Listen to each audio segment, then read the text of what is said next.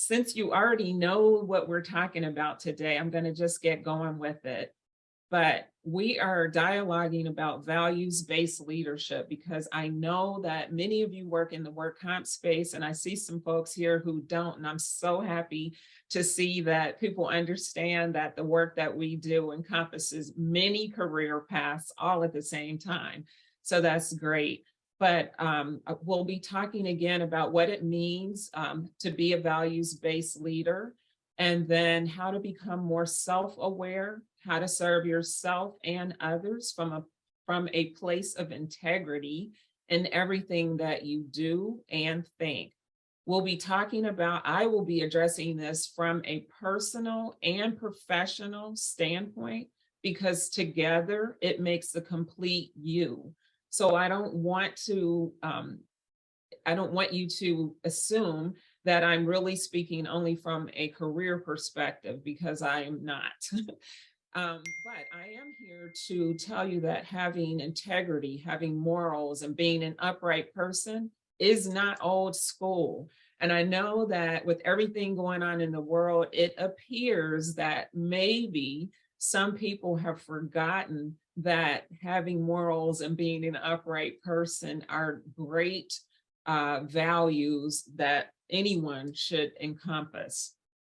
Now, the key focus today on the learning will be, one moment, get my slides together here. But the key training today will focus on intentionality. You'll hear me say that quite a few times on purpose. And then awareness of your thoughts, behaviors, and forward-focused actions. So again, forward-focused, and then defining values-based leadership and the benefits of redefining your core values. And I'm sure everyone wants benefits. We like benefits, right? So while we're together, you'll actually begin, this is my goal, I'll need you to participate willingly, but it's my goal that you will be able to begin to craft your own blueprint, your own personal blueprint that you'll take with you as a guide to redefine your future. So you'll need something to write with. You're welcome to take screenshots of the slides if that's helpful, but definitely have paper, pen, or a tablet, whatever you use. Now, to do these exercises today, I'm encouraging you to take a high-level inventory of your life. I know that we're only here for an hour, so we're going to be moving kind of fast, but think broadly, and then you can come back to this to work through the assignments that I'm actually going to leave you with. You can work on those when you are quiet and still, because it's going to involve or require that you just take some time to think about your life and where you want it to go in the future, and how you want that to look and feel. So again, we're going to create a rough draft as you envision and reestablish the foundation for your own life, personally and professionally. You'll also have a takeaway to craft an action plan. So we'll be walking through how to do that and what it looks like. Now, to ensure that we all have the same understanding of today's mission, hold on one second, let me let some folks in. Okay, to ensure that we all have the same understanding of today's mission, you will need to understand that a blueprint is an architectural depiction of the appearance of a building. I know that you already know that, but I just want to level set. So the blueprint is the architectural depiction of the appearance of a building inside and out. It's a detailed plan of action that will be built. So it begins with, and is required actually to begin with, a strong foundation. So to sum it up, to redefine or to reimagine, you too will want to create a blueprint for your own life with a strong foundation. Okay. Now, before we get going further, let me also be clear when I use the word leadership, because it isn't defined solely by a workplace title. We're here today to talk about leadership being a state of mind, It's how your thoughts and your actions can allow you to accomplish anything that you've dreamed of or can cause you to live in a status quo existence. You actually get to choose because it is all about you for purposes of why we're here today. So that doesn't suggest that you're being selfish, because people have said that to me. Well, it seems like that's selfish. I want to debunk that as a myth. If it's your life, you are the person who has the opportunity, unlimited opportunities to choose to play outside of the lines, which is what I'm encouraging you to do, so that you can create the totality of who you're truly destined to be. I'm also encouraging you to choose to view your entire life through a lens of holistic leadership. And when I use the word holistic, what I mean is having a lifestyle that you have designed with intent to honor and value yourself and others through your thoughts, behaviors, and actions. So we're back to intentionality with everything. Now, Merriam-Webster Dictionary defines holistic as relating to or concerned with the complete system rather than a dissection into parts. So of course it does include your mind, your body, and your soul, or your spirit, whichever word you prefer. Now, I'm also going to give you food for thought in a quote that I found in an article published in Forbes. The author is Brent Gleason, and he highlighted some traits of values-based leaders. These are characteristics that leaders typically have, such as being a person who practices self-reflection of decisions and motivators on a daily basis. He says doing this provides you with the opportunity to reflect on your core values, determine your purpose, and discover what truly matters to you as a leader in all decisions that you make. Further, he also says doing this equips you to know when to lead, when to follow, and when to get yourself out of the way. I emphasize that. I'm going to ask by a show of hands, has anyone recognized when you know that you need to get out of your own way? So I'm going to be the first volunteer to raise my hand, because I think it happens and we know, but sometimes we don't acknowledge that. So now, leading by honoring your core values and reassessing or adjusting when applicable allows you to embrace, again, the totality of who you're meant to be. So in doing that, it's ideal that you also create a written values statement. So we'll get into that a little bit more, but that will be the foundation. So keep in mind when we're talking today about identifying and redefining your core values, we're also speaking of core values being the foundation of your own unique personal blueprint for your life, professionally and personally. So now, values-based leaders know when to reassess and readjust. It doesn't just happen though, you have to practice it. Just like with everything, the more often you pause to think about, are your core values the same? Has anything changed? Do you want to eliminate some that previously worked well and served well, but you're a different person now, particularly if you've gone through any life-changing events, let's say even just in the past year. I could say going back to 2020 when the pandemic began, but I think many of us have had some life-changing events that we experienced just last year alone. So you don't have to look so far back. Just be mindful that ideally it's important that you reassess after any life-changing events. So being self-aware, being a lifelong learner, and then proactively choosing to create opportunities rather than waiting and hoping for opportunities to come to you. These are all examples of values-based leaderships. focusing on your strengths rather than your weaknesses, because we can trip ourselves up and get in our own way when we start focusing on the things we say we don't do well versus honing in on the things that we do well because they are our strengths.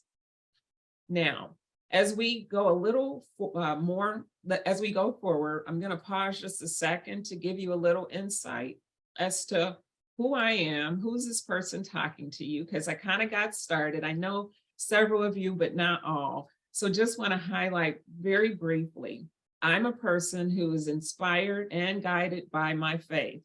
Can't say I always knew that that would be a superpower, but as I matured, I'm not old, I'm forever young, just in case you were confused. But it is a superpower for me. Now, I've lived with the motto, stay ready so you don't have to get ready, for decades because it works for me. And so the things that I know can amp me up and get me excited about making changes or redefining my own core values are when I think about staying ready so I don't have to get ready. So if opportunities do come my way or I choose to create one, I tend to be ready more often than I'm not. I also am a graduate of Ohio University with a bachelor's degree in journalism. I think it's important for you to know that I'm a divorced mom of 2 daughters. I am the former caregiver of both of my parents. I happen to be a published author, and I'm the former director of in workers' comp of the Return to Work program, managed care and vendor relations for Macy's and Bloomingdale's after a 22-year career in leadership. Now, something you may not know, kind of unique about me, is I requested a severance package because it was offered for about 5 years. And I kept saying, I'm good. I love my job. I'm not ready. I'm not old enough. I had all the reasons. Until I would say in 2018, fourth quarter, I started looking at my own life and my future differently. There were a lot of things going on in the world, and I felt a strong desire to leave corporate, which I never could have imagined because I knew I wanted to work in corporate in college. So in 2018, I began feeling a calling, a strong desire to create my own business, which I also said I would never do because I liked getting a bi-weekly paycheck. So I thought I wouldn't until it started really feeling like it's the right next step. So yes, I requested a severance package because I wanted that money to use as part of my startup costs. So I'm being totally transparent. And then immediately after I pieced out, I went on a pre-planned 2-week girl trip to Johannesburg and to Cape Town, South Africa. I mentioned that just so you understand that international travel ranks very high for me on my list of core values. So what I do now is I took all the knowledge from all those 22 years of leading teams and also lessons learned from my own personal journey as a divorced mom who still focused on advancing a career, who then also became the caregiver for her parents back to back. So imagine all of these things happening pretty much at the same time through those years. That is what has led me to doing the work that I do now, which is equipping workers' comp and other leaders who have experienced divorce or caregiving or both, with a blueprint to redefine your own core values, thoughts, and vision so that you can thrive as well after you've experienced any of these types of life challenging situations. Now, I do this work also because adulting can be challenging when lifing takes unexpected turns. So I'm sure that you would agree.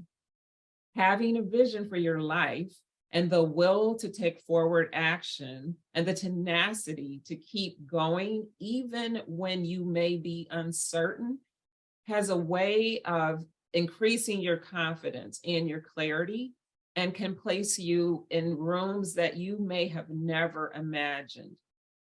I do this work just because I believe in humanity. I also believe that when things aren't going the way you would like, that you should not, and that you do not have to accept things that no longer resonate with you. So I want to encourage and motivate you today to be the person who, even though you may not have the answers, have the will to make changes in your life professionally and personally when you know that it is appropriate to do so. So now my opinion is also that thriving is more than a word. I want you to believe that it's a lifestyle of triumphant progression. And it requires the substance of things hoped for and evidence of things not yet seen. Is anyone familiar with that quote? It's not mine, but I believe in it wholeheartedly. And it's biblical for those who weren't familiar. So now let's get to it. And before I move on, I did show this. I'm showing this video here. Now, the reason for this is just to demonstrate the ability, the opportunity to work on your entire being, because we talked about a holistic mindset, holistic lifestyle. And there were many years that I abandoned working on my physical body because my children were infants or they were toddlers. And I thought that I just didn't have time to go to the gym.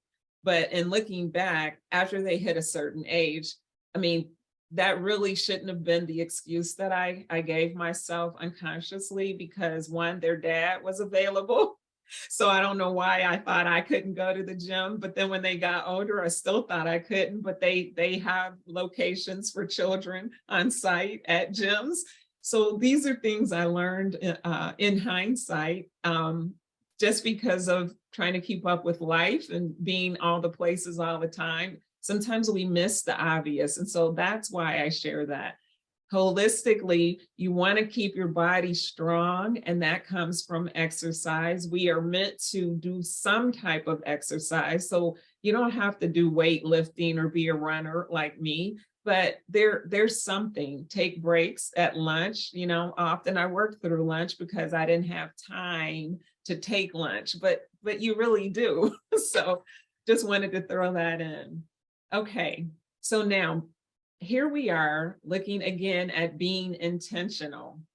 I want you to think of this as the beginning of laying your foundation. So it's important for you to remember the overall framework, again, of any building, any structure has to have a strong foundation. And for you in your personal life, you too want to be strong in your mind, body, and spirit and soul. So becoming a more effective leader requires you to make rather than to avoid making decisions. It also requires you to become clear on what you want to achieve and why. Okay. So by a show of hands again, who believes that intentionality is a power position? When you're intentional, does it give you power? Do you feel confident? Are you focused? So the reason I say this is because I hope that you hear my voice later saying intentionality over and over today, because I do believe and have learned that there's power in intentionality. No longer sitting back and hoping and wishing. That's fine. But at some point, I want you to stop hoping and wishing and become intentional about how you live your life and what you do. And when you don't have all the answers, know that there are people who can guide you and help in that regard. So you don't have to know everything when you're intentional. You can create a vision first, look at building the strategy later, but you need to know where you're wanting to go. So focusing on the vision. A lot of people don't move forward because they're so focused on, I don't know what to do to get there. And I'm saying reverse it, strongly suggesting that you start with having the future, the destination where you want to go, we can get you there. That's the easy part. Having the vision takes a little more time. So I did say easy. I don't mean to minimize it. It's not easy, but it's doable. It's very possible when you have the vision. So now, what if I told you that it's believing and being aware so much so of your capabilities that you're able to actually position yourself to redefine at will without any self-imposed limitations? I believe that each of you can do that, and that you can each embody that mindset. But what matters isn't what I believe, it's about what you believe. So again, I also encourage you to embrace my model, which I previously shared. Stay ready so you don't have to get ready. It's worked well for me, and I believe it'll work well for you too. But again, it's all about your mindset. Quick survey. So I'm looking for hands up again. Has anyone here experienced a life-changing event such as a breakup, a loss of job, loss of a loved one, whom you may have provided physical care for or emotional care, loss of joy, loss of clarity, loss of peace? So most of us have experienced some type of loss. You get my point. So after you've experienced these challenges, has anyone felt differently? Have you known what your future should look like and feel like after you've gone through different challenges? Or did you have some questions, trying to redefine what you want because you're trying to be intentional? So next, I'm going to also ask you, just volunteers. This is a crossroad or a depiction. Has anyone ever been at one in your life? Anyone experience it? I have. Full disclosure, I probably have experienced more than one crossroad. And so it's here where you're forced to make a decision, right? Because you can't just sit there in limbo. So you go left, right, whatever you want to call it. But it's when I've been at my own crossroads a few times that eventually I recognized that I had options. I could continue to replay the same events over and over in my mind, wishing for a different outcome while questioning why things happened in the ways that I wish they hadn't. Or I could choose to give myself a deadline to take the first step toward the freedom that I wanted by no longer wishing when I could be doing. So that's important. Why wish when you can do?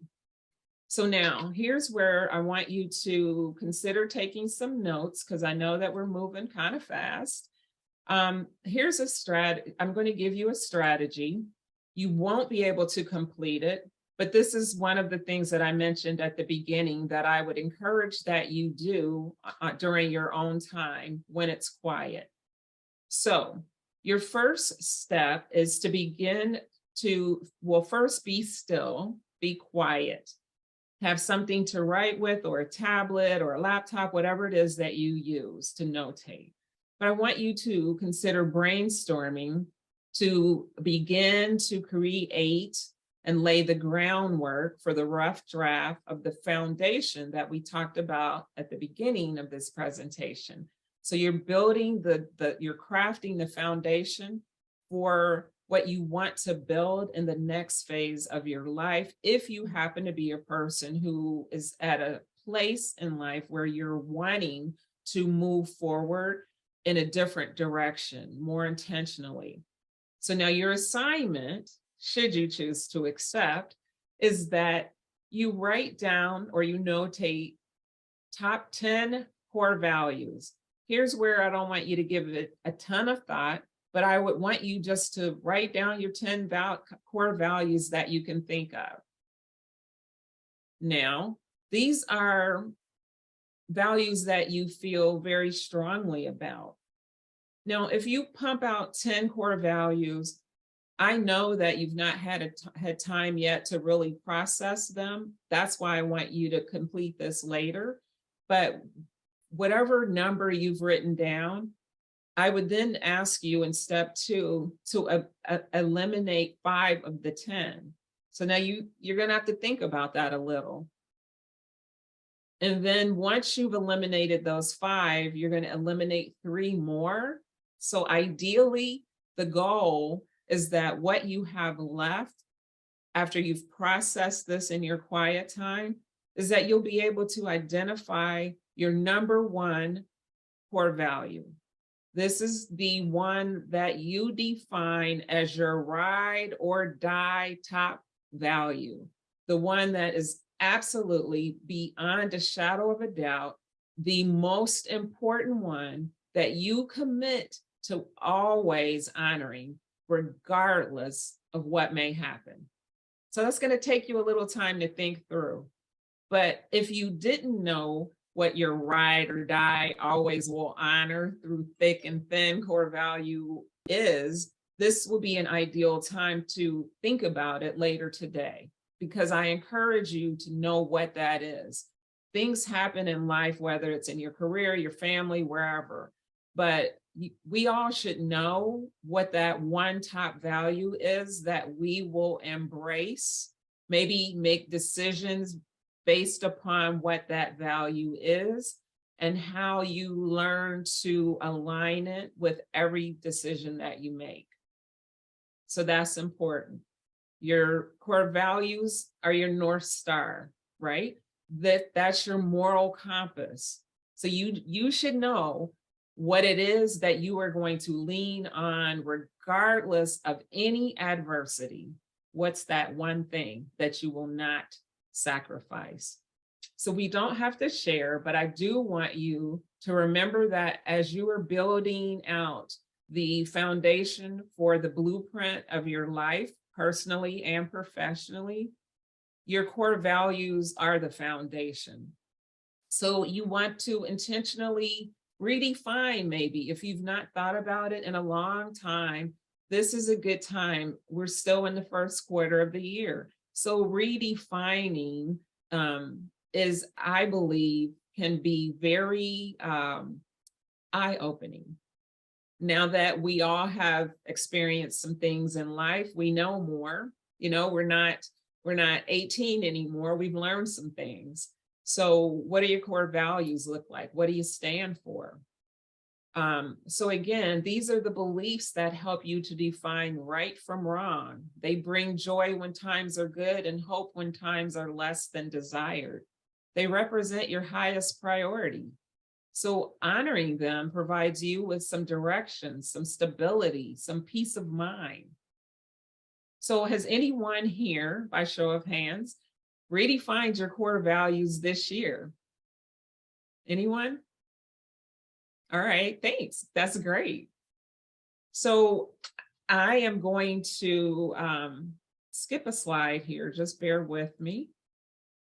Now, as you are beginning to redefine your vision for the next phase of your life that you're intentionally wanting to create, this is still a part of building the blueprint for your life.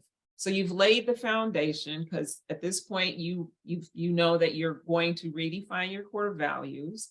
So the next process to continuing to build that foundation from a holistic perspective by taking inventory of your life is that you'll focus on creating imagery. Now, this imagery requires that you are not concerned with how to get there. Remember, I mentioned that earlier.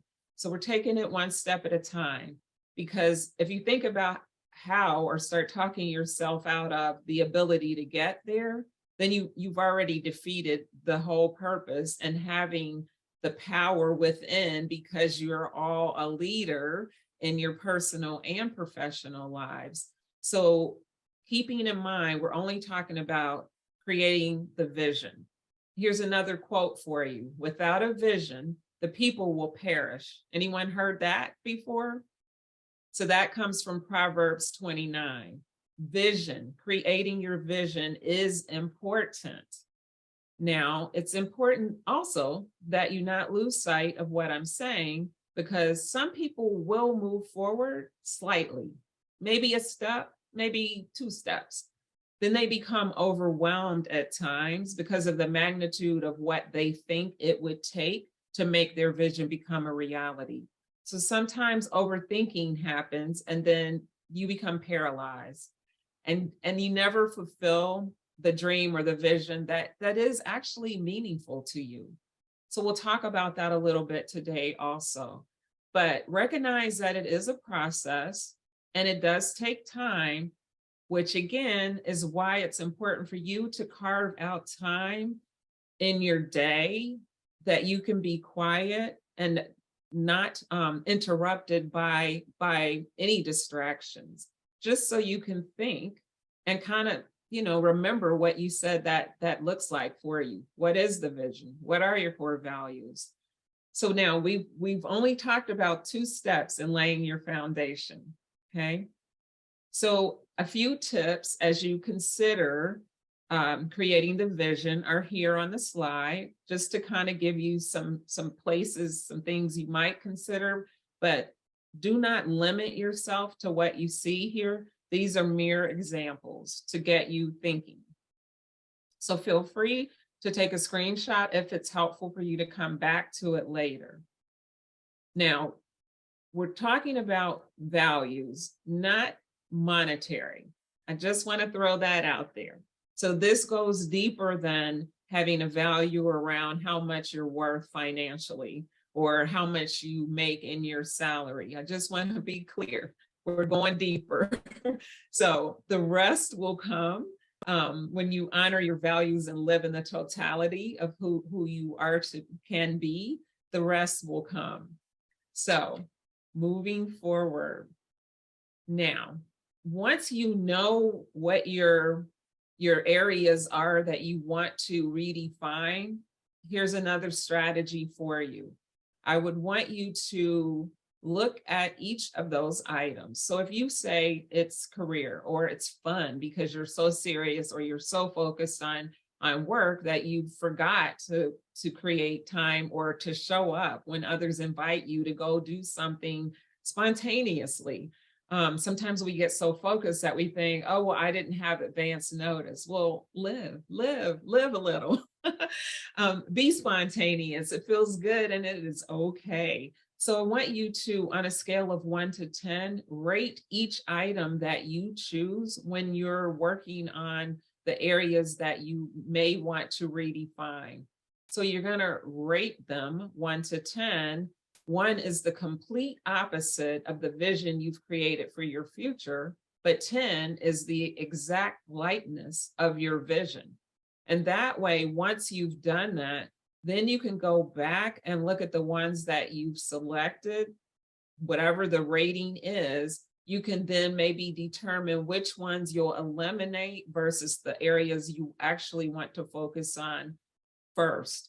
So you can do them sequentially with your most important, but you kind of think through that as well to determine what's most urgent for you. What's the one or that's the most important that you want to start with first. So then you'll create an action plan of what it is you want to change in whatever you define as the first area that you want to work on. So keep in mind, you'll always take into consideration your core values. So next, want to just get to step 3 of your blueprint. So we've talked a little about why people don't execute, why people maybe have a vision, but don't go forward with it because of overwhelm, because of fear of making a misstep, making an assumption. Now let's talk about assumptions. And that's thinking because something happened before, it'll happen again. So maybe you wanted to get a certification from the new work comp college. Let's go with that for those of you in the industry. But you previously had enrolled in some type of course and you didn't do so well in it. So you just assume that you won't again. So those are the types of thoughts be mindful of, because often we have them, but we don't realize what's going on. and that's the thing that has prevented you from embracing your life in the totality of which it is. So be aware. And then there are the interpretations that we sometimes have unknowingly, which is the story or the judgment that you tell yourself and you believe it to be true, even when it's factually not true. So that's another area to be mindful of. How you interpret things isn't always factual unless you pause and think about what that excuse is that you may have believed to be true that has limited you. Now, there are other limiting beliefs that are stereotypes or generalizations that maybe you learned as a child and you believe that it's true when, again, there's no factual evidence. So everything I've just talked about are all aspects of limiting beliefs that raise their ugly heads sometimes after you have experienced some type of a loss or you have some type of fear about moving forward. Sometimes it's coming from any of the four things that I just highlighted. So I just say that so that you're mindful of evaluating your own thoughts to determine if there's any factual evidence or if the thought you have that's holding you hostage is coming from one of these areas. Now, the important message again is remember that limiting beliefs often occur with zero factual evidence. So I want to give you a quote from my book that is relative to what we're talking about. So the name of my book is When Your Soul Whispers, and it's full of strategies for leaders to redefine values and move forward after life's transitions. It's on page 6 in the introduction, and I quote, "Only those who are ready to actually make changes will jump over the hurdles in life that become present.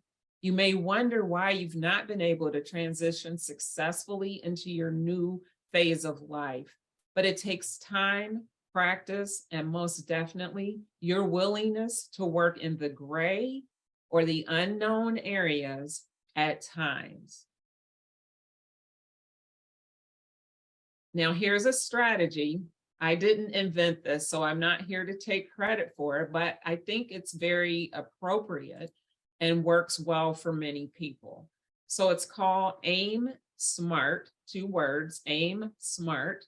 And you'll see at the top, this is when you're wanting to create goals to take the first step or whatever your goal is. The goal could be, this is my vision, but to actually begin the process to move forward, I need additional information about, A, B, or C, whatever that is. That's still a part of a goal or a strategy that you can use to outline and create your own action plan to make sure that you don't forsake moving towards your vision. So if you're not familiar with AIM SMART, please take a screenshot so that you can come back to that as well, because it is very beneficial for getting where and creating momentum. So you think sometimes we don't move forward because it feels like it's too much to do or because of the uncertainties, but identifying what's the minimum you can do, what's the first step that you can take toward getting a little momentum. And as you begin to move, you will begin to receive clarity.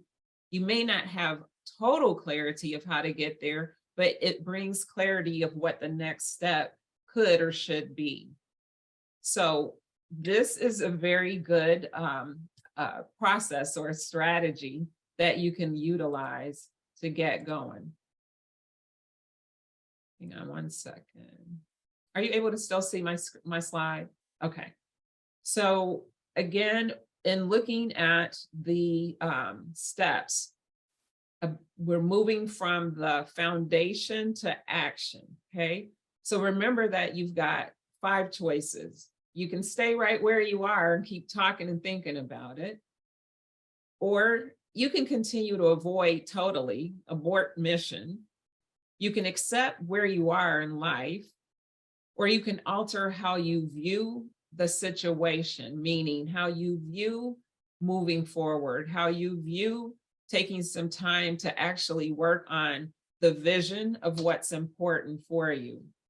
So this is another strategy that you can utilize when life starts happening and there may be some distractions that occur. Does this make sense to everyone? Am I making sense? Okay. So I'm going to give you another quote from my book, because my point here is that don't lose sight that you matter. Your thoughts matter, your actions matter, and what you choose to do can either empower or it can derail you. So again, it's your choice. I want you to choose wisely for you. So in my book, chapter 2, page 12, freedom, this is a quote, freedom is the ability to choose to create the life that resonates with you.